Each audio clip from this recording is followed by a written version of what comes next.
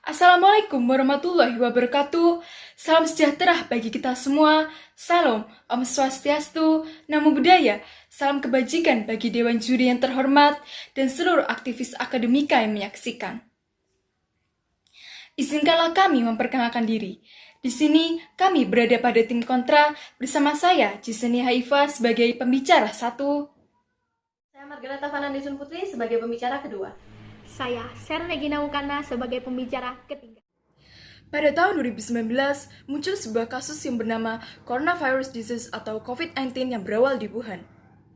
Seiring berjalannya waktu, kasus ini mulai tersebar hampir di seluruh belahan dunia dan ditetapkan sebagai keadaan darurat global. Dengan masuknya virus ini ke Indonesia, menunjukkan bahwa bangsa kita sedang dalam keadaan yang tidak aman. Melalui keputusan Presiden nomor 11 tahun 2020 tentang penetapan kedaruratan kesehatan masyarakat mengenai Coronavirus Disease 2019 atau COVID-19, Indonesia telah mengumumkan status kedaruratan kesehatan. Pemerintah dalam hal ini melakukan beberapa upaya penanganan COVID-19. Salah satunya yaitu mengeluarkan peraturan mengenai pemberlakuan karantina atau lockdown pada saat kasus COVID-19 meningkat. Pemerintah telah menerbitkan Undang-Undang Nomor 6 Tahun 2018 tentang kekarantinaan kesehatan. Aturan ini diterbitkan dengan harapan bahwa pemerintah dapat menekan angka kasus COVID-19 di Indonesia dan mengembalikan kondisi Indonesia seperti sedia kala. Namun dalam pelaksanaannya, kebijakan ini dinilai tidak adil oleh masyarakat karena banyaknya perbuatan yang tidak bertanggung jawab yang dilakukan oleh aparatur negara sehingga terdapat beberapa dampak negatif yang mempengaruhi perekonomian dan kesehatan mental masyarakat. Pemberlakuan lockdown ini sendiri merupakan upaya pemerintah untuk menekan jumlah kasus COVID-19 yang terjadi di Indonesia.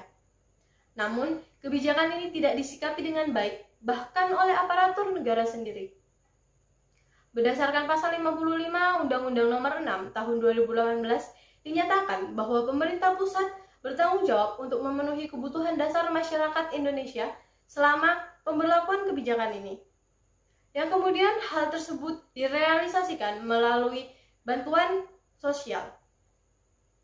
Namun sayangnya hal ini tidak berjalan dengan baik, yang mana disebabkan oleh adanya oknum yang tidak bertanggung jawab yang kemudian memanfaatkan dana bantuan sosial ini untuk kepentingan pribadinya. Dan berdasarkan penelusuran KPK, dana yang digunakan untuk kepentingan pribadi tersebut adalah sebesar 17 miliar rupiah. Selanjutnya, sesuai dengan apa yang telah rekan saya sampaikan, bahwa pemberlakuan lockdown ini akan berdampak pada menurunnya perekonomian di Indonesia. Berdasarkan data Kementerian Koperasi dan UMKM menyumbang sekitar 63% dari produk domestik bruto. Namun sayangnya, selama pemberlakuan kebijakan ini, banyak pelaku UMKM yang mengalami kesulitan dalam penjualan. Bukankah hal tersebut akan berdampak pada penurunan perekonomian di Indonesia? Tidak hanya itu, Direktur Center of Economic and Law Studies menyatakan bahwa untuk melaksanakan lockdown ini sendiri dibutuhkan dana sebesar 11 triliun rupiah hingga 25 triliun rupiah selama 14 hari. Dari hal ini dapat dilihat dengan jelas bahwa untuk melaksanakan lockdown dibutuhkan dana yang tidak sedikit, bahkan terbilang cukup besar. Dan bila hal ini terus berlanjut, bukankah ini dapat mempengaruhi perekonomian di Indonesia dan menjatuhkan perekonomian di Indonesia? Oleh karena itulah, tim kami tidak setuju dengan mosi ini. Alasan kami selanjutnya tidak setuju terhadap mosi hari ini karena ketidaktegasan pemerintah dalam menjalankan kebijakan yang ada.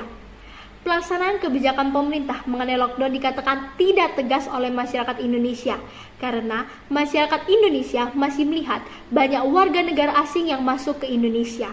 Menurut Satgas Penanganan COVID-19, sejak tanggal 28 Desember 2020 hingga 17 Juni 2021, sebanyak 2.680 orang berhasil masuk ke Indonesia.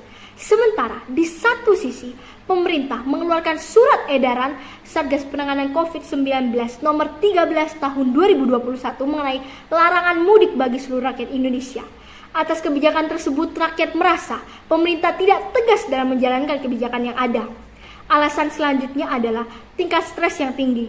Menurut Save the Children, sebuah gerakan global, mereka telah mensurvei 37 negara dan mendapatkan hasil 61,6% anak mengalami stres dan 83,2% orang dewasa mengalami stres. Stres didapat karena negara tersebut melakukan lockdown, dan stres merupakan dampak buruk bagi kesehatan mental seseorang. Namun, dapat dikatakan, Feligate clausulae, apabila di kemudian hari ditemukan kesalahan dalam sebuah keputusan, akan diperbaiki sebagaimana mestinya. Saran dari kami sebagai tim kontra, pemerintah melakukan penutupan secara berkala, jangan melakukan penutupan secara berlangsung. Jika pemerintah melakukan penutupan secara berkala, pemerintah dapat melihat apa yang menjadi dampak buruk pada akhirnya. Yang kedua, pemerintah tegas dan bijaksana dalam melakukan kebijakan yang telah dibuatnya. Dari pembahasan yang disampaikan oleh rekan-rekan saya, dapat disimpulkan bahwa kita tidak setuju dengan adanya pemberlakuan karantina wilayah atau lockdown pada saat kasus COVID ini meningkat. Hal ini dikarenakan fokus pemerintah untuk menekan angka kasus COVID-19 ini tidaklah efektif dan menimbulkan dampak negatif. Pengaturan pemerintah dalam pemberlakuan lockdown ini tidaklah dilaksanakan dengan tegas, yang tampak dari masuknya warga negara asing ke Indonesia selama penerapannya.